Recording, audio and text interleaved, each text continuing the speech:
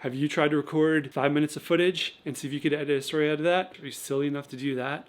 We're gonna see if I was able to do it. I wanted to challenge myself. Could I take 5 minutes of footage that I shot with this camera and could I make it into a nice little story? It's winter 2022. I wanted to tell a story of street cleaning in the city that I live in because it's really challenging to find parking. If you don't move your car, you get a ticket.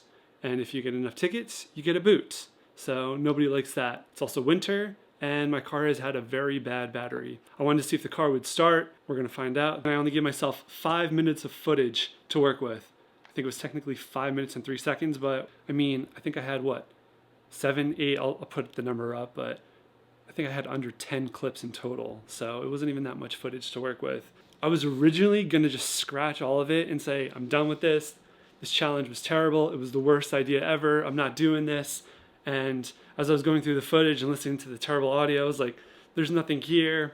But then I thought, if you're a good editor, you can edit anything to be decent. You can take some mediocre ingredients and you can make a decent dish of it. Well, we're gonna find out if that was possible or not. This is what I ended up with. Trying to go grab our car before the street cleaning truck comes. Wait, come on, let's go.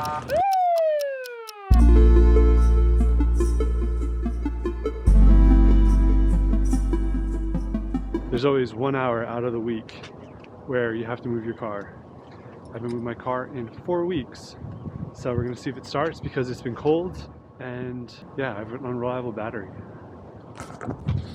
Most all the snow has melted and the roads are pretty clear. These are the signs that we have. We have tons of signs everywhere. It makes it really, really challenging. Look at all these signs. We have to try and find a good spot. Sometimes people leave gaps like this, park in front of fire hydrants, and if you get a ticket, the next time you get a boot, it's not ideal. And there's more no parking signs here. That's where we're trying to go grab our car before the street cleaning truck comes. Wait, come on, let's go. There he is. It's freezing. The moment of truth. Will it start? You think it'll start?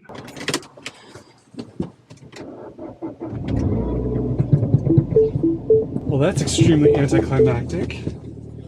This car never starts. I always have all these issues. Now we're in our spot and we are good for a few days, till Wednesday exactly.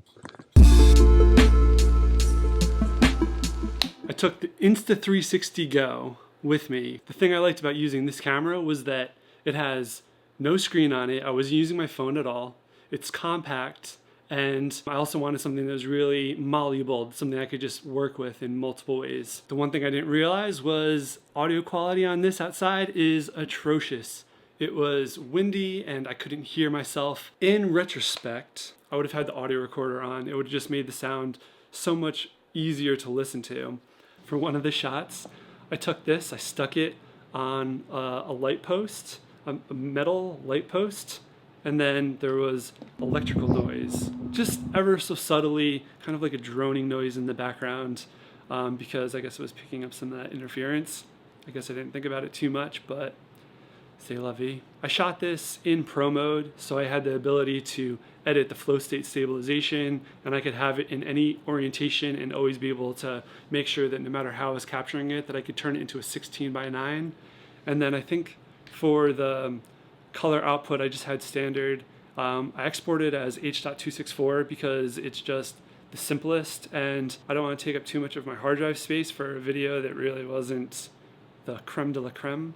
I think I'm going to use this guy just for visual aids, and maybe if I'm indoors and I need some either scratcher audio or if I'm just doing something quick, I'll use this thing for that, but otherwise I don't know that I'm using Insta360 for all the outdoor footage. And I did decide to take my drone up. I just felt like it kind of tied everything together and it gave some context to where I was, the parking situation, and all of that. So that is included in the 5 minutes of footage. I probably should have taken a little bit more time, planned out some of my shots just a little bit more deliberately. I kind of realized that I was going off on a couple different tangents. I think also if I had more time to shoot, it would have been great. The answer is yes. You can take 5 minutes of footage, you can cut it down into something very short, simple, and you can tell a decent story as long as you have some sort of progression planned through it. I think that kind of sums up everything I wanted to talk about. I don't know if I have anything else. See you soon.